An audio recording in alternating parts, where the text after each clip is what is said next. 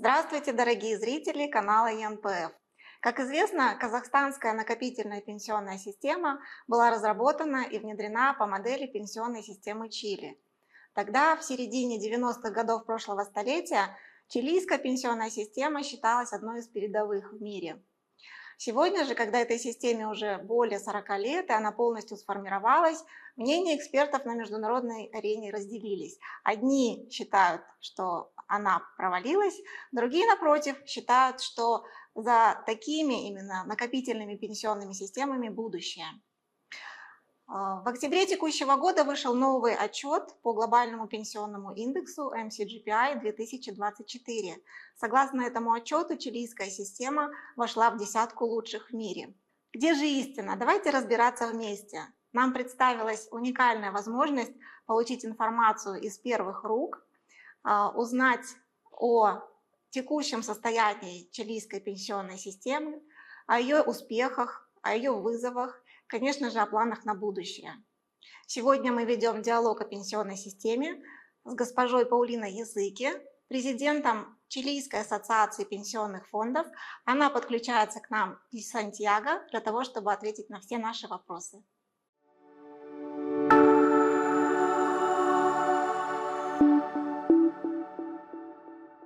Paulina, could you please begin by telling us about the current design of the pension system in Chile and basically what the fully funded DC component plays in it? Sure. Well, thank you very much for inviting me to speak about the Chilean system. Thank you for your interest. I know we have a lot in common, Kazakhstan and Chile. And well, let me tell you about the Chilean system and let me try to summarize it a little bit. The Chilean system has three pillars. The first pillar is the basic one, and it's the solidarity pillar. That's the basic pillar and was invented years ago, but was reinforced in 2022, 2 years ago, when it was increased in amount and it was made universal. It's called PGU, that means Universal Guaranteed Pension. Although it's not completely universal because it's not for the 100% of the universe of pensioners, it's only for 90%, excluding the 10%, the wealthiest 10%, but it's almost universal. And that's funded by general revenues, by state tax. The second pillar and the third pillar are individual savings. And the second one is mandatory. And the third one is voluntary. So the final pension of a person, the basic is the PGU, that is more or less around $250 monthly. And then it's complemented by individual savings that are mandatory and then by voluntary savings, that the coverage in voluntary savings in Chile is not that high. And the second pillar, and the third pillar are fully funded, meaning that, and that is why we have such a high evaluation in sustainability, because it is fully funded. What does it mean? That it is that there is an underlying asset there. There's a portfolio invested in different assets, some of them liquid, some of them illiquid, but that you can really that you can rely on the value. You can make sure that the assets are there, that they are invested, that they are growing, and that in case someone is retiring, then the pension, it's fully funded because you will have the assets, liquid and illiquid, but mainly liquid, and at the moment to liquidate and pay the pension monthly for the period that the person is retired. Okay, thanks.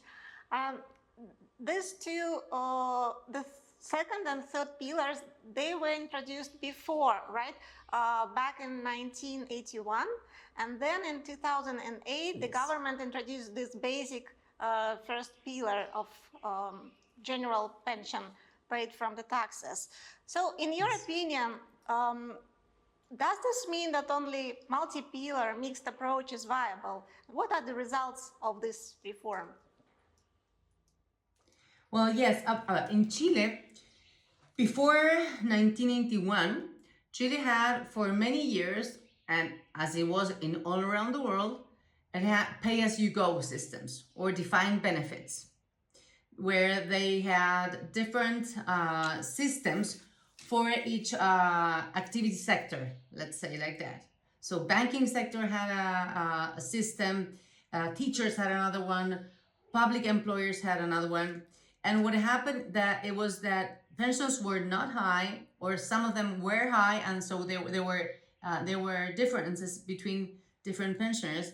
And it started happening, as it happens all around the world with pay-as-you-go system, that it was not going to be sustainable, because as we all know, demographics are now, but in the 60s, in the 70s, they knew that it was going to threaten the system, it was going to make it unsustainable in the future years. So in 1981, only the second pillar was created, and the first one, the solidarity one, was a small amount. That's the reality. It was created, but it was a small amount. You had only the second pillar. And at the moment, it was calculated with certain returns, real returns every year in investments, and assuming that it was going to be a high coverage and low informality, that the 10% contribution rate was going to be enough to pay out good pensions. When you see the system today, you see that people that really saved and contributed for 35 or for 40 years, they have relatively good pensions measured by the replacement rate. So the pension relative to the salary. What happened is that we also have a ceiling, a contributory ceiling on gross wage that also affected high incomes, and usually the people that most contribute are the formal ones and are related to the higher income. So that's one of the effects, that replacement rates at the end of the period weren't as high as they expected. And the other factor that affected was longevity. In Chile, we're living 10 more years than what we used to live in 1981. So 10% contribution rate was assumed was going to be high enough. So what happened? As they started seeing that 10% wasn't that enough, and that there was informality, and that not every worker was working or contributing, then in 2002 they introduced the voluntary pillar. So we have the basic pillar that had a small amount, we had, and it was not universal. The second pillar that was mandatory, but not everybody was really contributing or participating in the system. And the third pillar, the voluntary, that started in 2002, and still today in 2024, we do not have in the voluntary pillar a coverage high enough to really make it significant. And one of the reasons is that we need more financial education, but the second one is that wages are not that high in Chile because productivity has been stagnant in the last 15 years or 10 years. But if you see these three pillars in our system, the first one, the basic one that was reinforced in 2022, converting it, and you were right, it was created in 1981 with a small amount, but it was really created as a solidarity pillar in 2008. There was a huge reform in 2008 where a lot of things were introduced. So the system was created in 1981. It had a lot of changes in 2002 that were very positive. Voluntary pillar, multi-funds in the portfolio, etc., etc. Then in 2008, there was another reform. The different things were made, but the most important, or one of the most important, was the creation of the solidarity pillar. And then we have 2022, where the PGU is created, and this universal guaranteed pension reinforced completely the first pillar. So what is happening today, when you see a pension, a total pension that a retiree receives today, you can see that the solidarity pillar, or the PGU, is very important in the total pension. Is 60 or 70% of the total pension.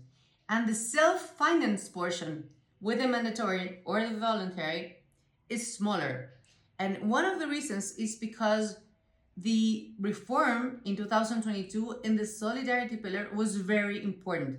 So the amounts that were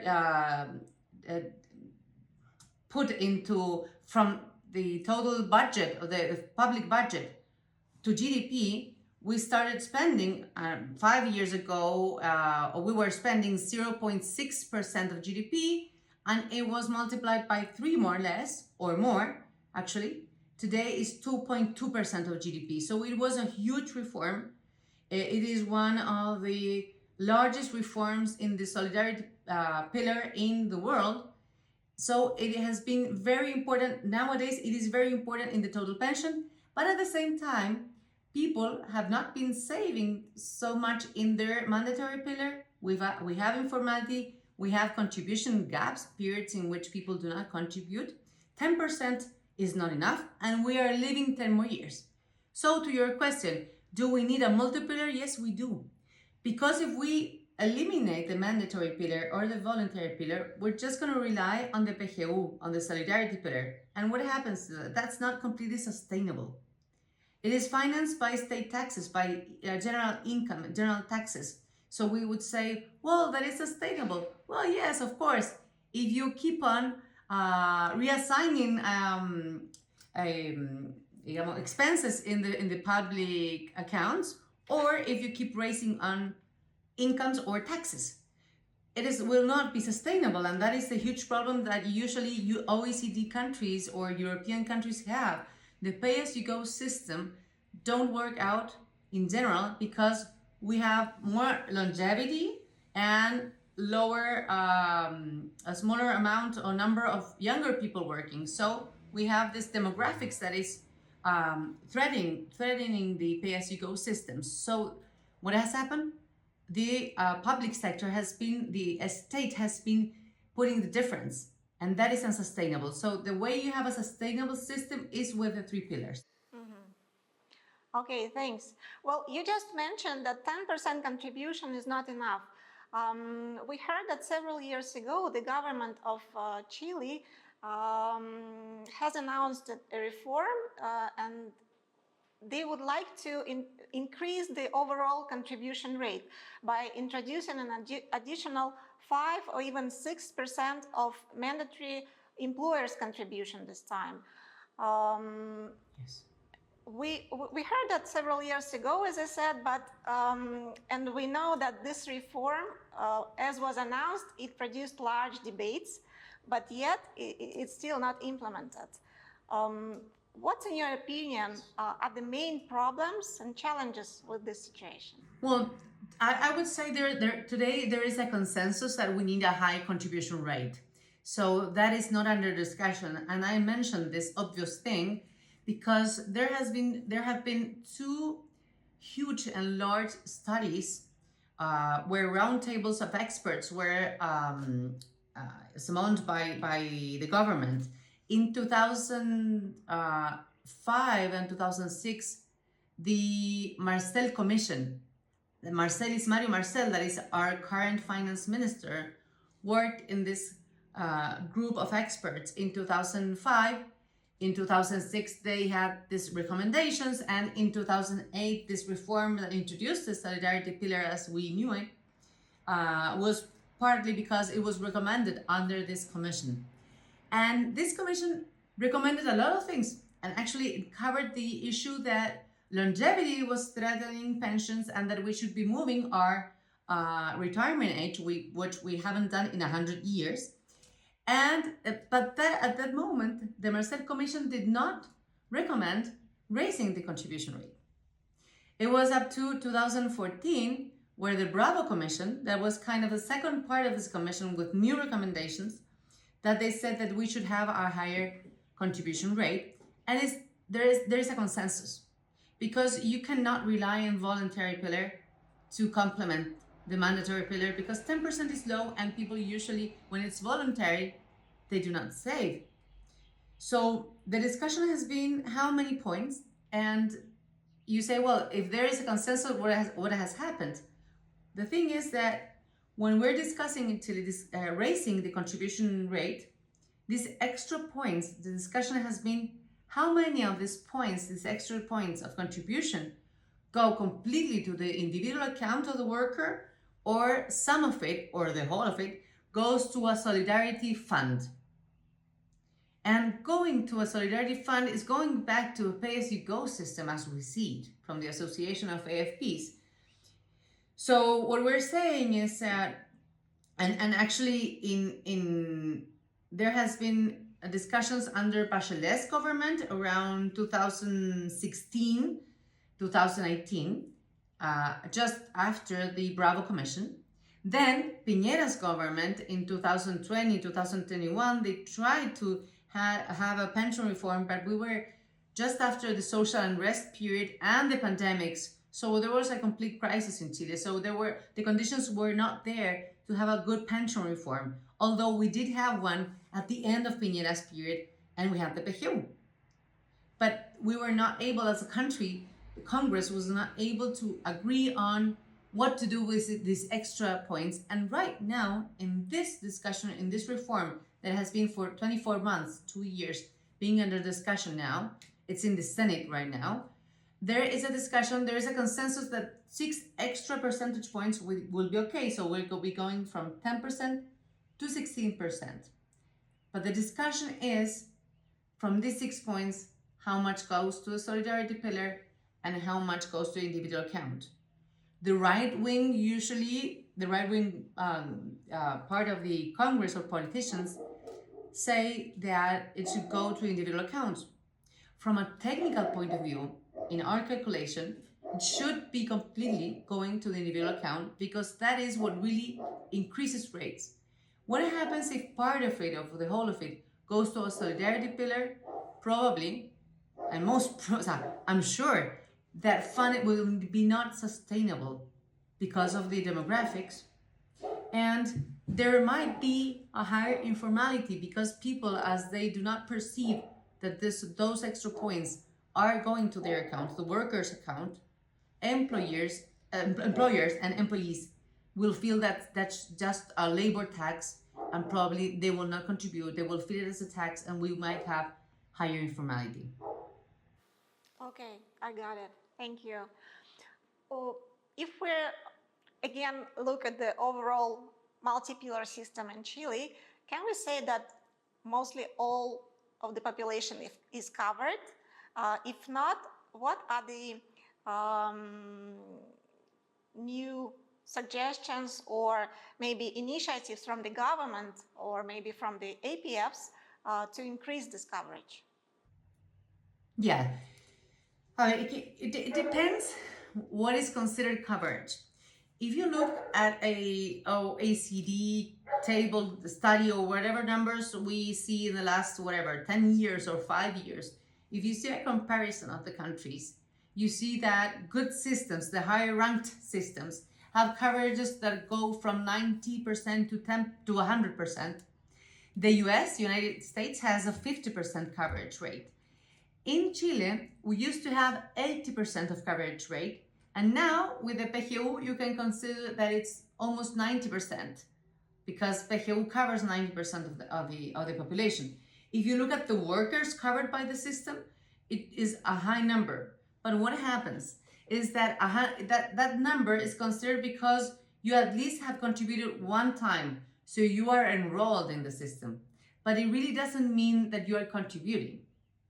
When you see in Chile the numbers, today, we have more or less 20 million people in population in Chile. From that 20 million, probably 2 million or more are immigration. And from the last 10 years, which has increased in the last 5 years. But that's okay. We have a lot of immigrants, a lot of them working, formal workers, some of them or most of them in last year, informality. But from those 20 million people living in Chile, more or less 16 million people are in the working age population. But really, in the workforce, looking for a job, we have 10 million people. So we have 6 million people that should be working or studying and are not. And then you have 9 million workers, from which 6 million contribute, and 3 million, more or less, are informal workers. So when we say that we have a coverage of 80% or 90% and that we are in a good position compared to OECD countries, it really doesn't mean that we are going to have good pensions. Because people, when you look at the numbers, on average, people are contributing 50% of the time. You have workers that more or less 25% of the universe of workers have been contributing more than 30 or 35 years, mainly men. When you see the rest of the universe, more or less, a lot of people contribute half of the time. What does it mean? That probably a lot of women contributed a lot, and then when they had children, they completely came out of the labor market. Men might go, mainly if they're young people or older people, 50 plus, go 55 plus, going and into formality and into informality. It's very dynamic. So we have a high coverage, but it's more or less theoretical. We have a 50% of contribution gaps or 50% of density. So people are having from their second mandatory pillar 50% or half of the pension they should have. So what we should be working in Chile is not only in reforming our pension system, is working in our labor market and making sure that people participate in the labor market, that women participate, that people 50 years older find a job, that younger people work but in formal jobs. That is what we should be doing in order to really increase coverage. Okay. You already described us the contribution rates and the density of contributions, but there is another factor that also inputs into the adequacy of pensions, the investment return. Let's talk about investments.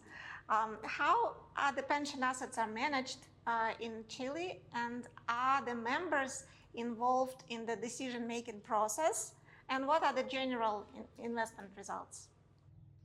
Yeah, that's one of the parts that fascinates me. I've been working all my life in investments, and it is a very important part of the equation, of course, because people say if a worker saves a low amount or saves a high amount, it doesn't matter. It is going to be multiplied by 3 or 4 or 5, depending on the period, by the investments that the AFPs have done. It has been a fact that returns in Chile in the last 40 years have been very high. It is more or less 7% real return. If you look at the last 40 years, that's very high. And it's much higher than what the reform in 1981 expected. When they made all the calculations, they calculated more or less a 4% real return. So returns have been high. Of course, the challenge from now on is what are we going to do going forward? Because if people do not save, what would we need to do in order to have a higher replacement rate is to multiply this by 6 or 7, which is completely impossible. We cannot reach, we estimate, and I would say that no pension fund in the world can try to forecast returns around 7 or 8% real terms. It's going to be completely, or maybe 1 year, but not continuously for an average years. So what we are expecting is, aiming at least, is returns, real returns around 3 or 4%. And for that, we need more diversification. What has been happening with the portfolio? As any system in the world, when it was born, it was invested completely in national debt, in state debt, in public debt. Then pension funds were allowed to invest in equity. Then in the 90s, they were allowed to invest abroad. So what we have been observing is a very important diversification. But in the 90s, real returns in Chile from financial markets, the stock exchange or fixed income, were very high. And of course, they were very high as well abroad. So there were very good returns in the 90s, and in 2000s up to the subprime crisis, there were very good returns and emerging markets, and Chile was booming. And I know Kazakhstan was as well. So what happened with the portfolios were, if we see the history of the portfolios from the pension funds, is that they have been diversifying. And of course, as I mentioned at the beginning of this interview, in 2002, we had a very important reform because we only had one profile that was this balanced, or the C fund. What was created in 2002 was that we had this multi-funds that are, till now, A, B, C, D, E fund. The A designed to be more riskier, and the E more conservative. And the latest changes we have had is that in 2017, we were allowed to invest in alternative investments. In a higher, we had just a small space, then we were allowed by law, we have 20% in all the funds, but then the regulation caps it. And this year, in April, the regulation allowed the A fund to invest more, up to 20% in alternatives, but gradually every year. But the E and the D fund are still very capped, limited. Anyway, what we're aiming is to have more alternatives, meaning real estate, infrastructure, private equity, private credit, in order to have more diversification and have a better risk-return profile in our funds.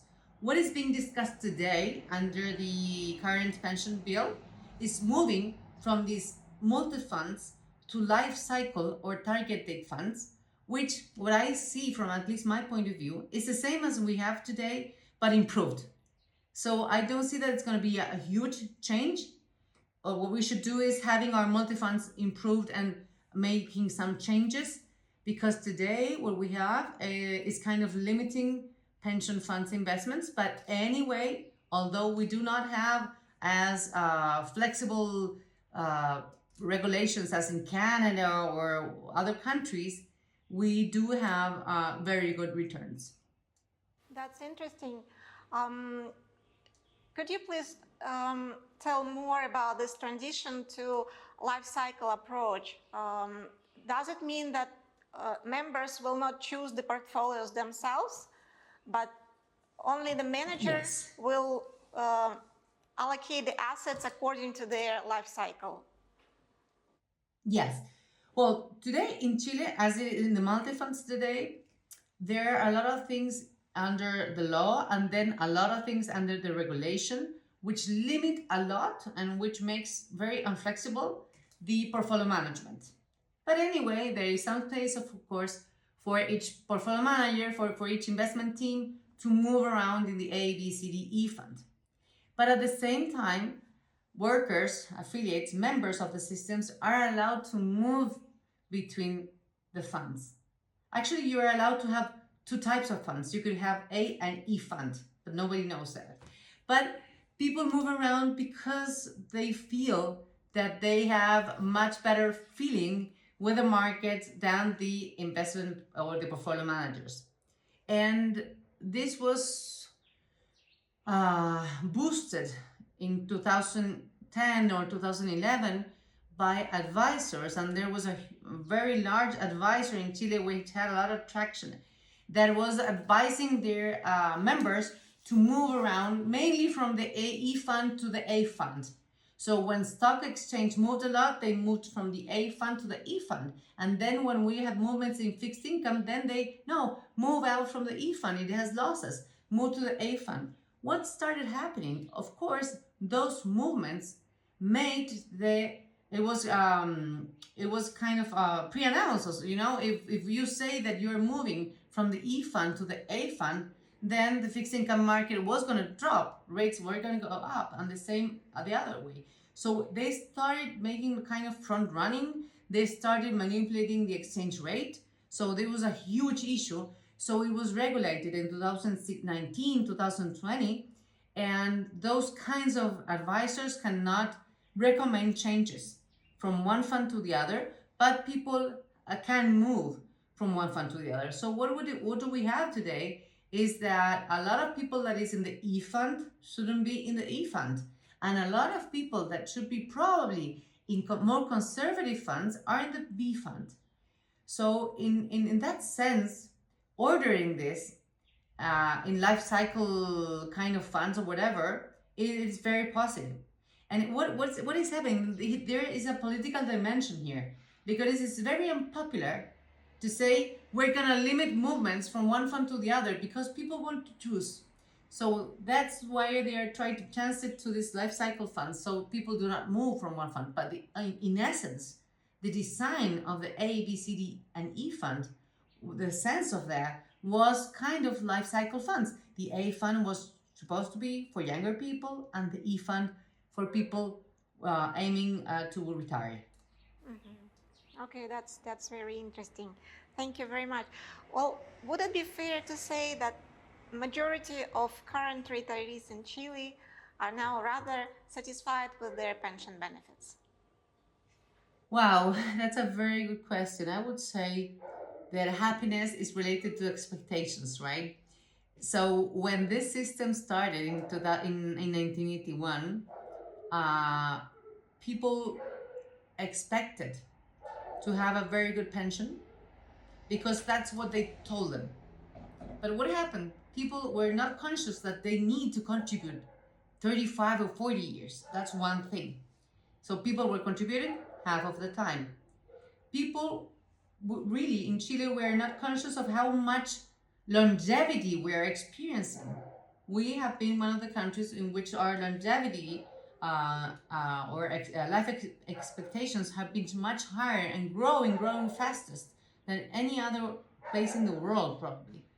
So we are not needing, with the same stock of savings, needing to cover not 20 years, but 30 years. And in women, we have the retirement age in Chile is 65 years old for men and 60 years for women. But our expectation is 91 to 92 years old. So it's 32 years in which you're inactive. So with the same stock, and women have been saving much less than men, are not contributing enough. Most of them contributing just 5 years. So imagine just contributing 10% of a wage that is low for only 5 years. Of course, you're not going to cover 30 years. So no, people are not happy with the results because I think that there was a lack of communication, a lack of financial education, and not only from AFPs, because we have been criticized. You haven't done enough proposals, you haven't done enough changes. And what we say is, yes, we have done proposals, but government and Congress need to change this.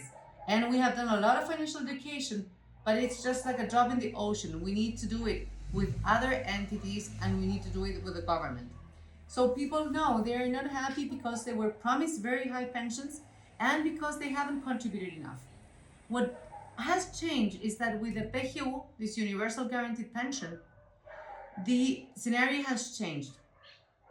So it gives a floor to the pension, a basic level of pension that I think people right now are happier, although $250 in Chile is not enough.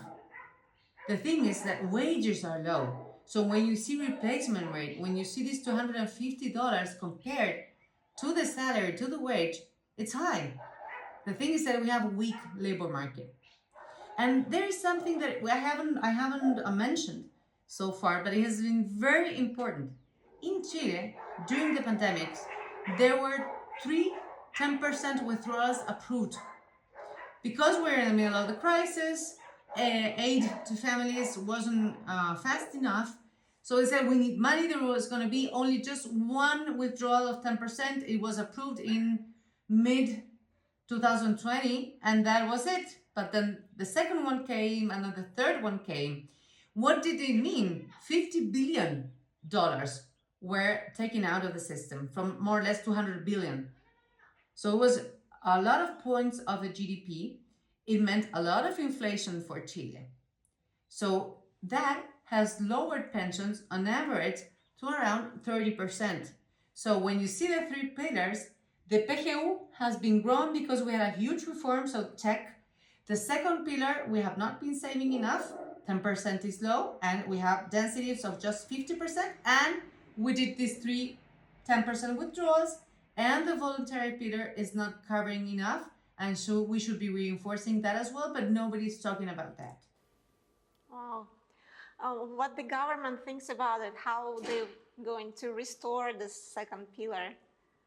It's very hard, and that's why a lot of people are pushing, let's have this reform, but not this huge mega reform that we're planning at first. Let's have at least some aspects in which there is agreement. Let's raise a little bit, because there's not enough money, the PGU, from $250 to probably $270, and let's increase the contribution rate. But the thing is, how many points to individual accounts, how many points to pay-as-you-go system, and then we go back to discussion. But if these 6 points were completely put in the individual accounts, it would still be not enough, Camila. Why? Because the withdrawals will never be recovered, and that's something that I am always saying.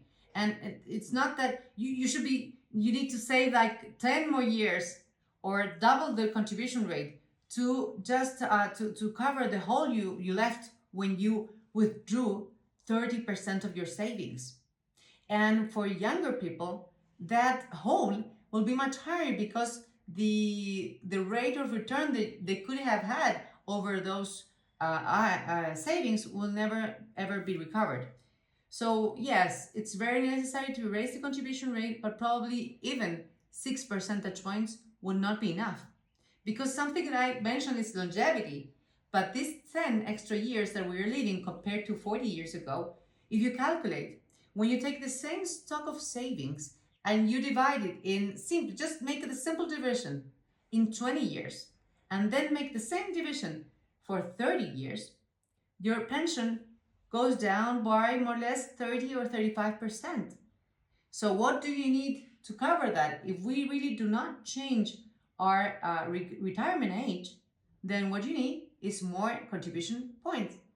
So from these 6 extra points we're discussing right now, probably 3 to 4 are just to cover the effect of longevity. Okay. Well, thank you very much for sharing this experience and this lesson. And speaking about lessons, just one more question that puzzles everyone. The World Bank once recommended the model of pension system in Chile as the role model for many countries, including Kazakhstan. But today, there are some opinions that this system is no longer effective and therefore should be abandoned.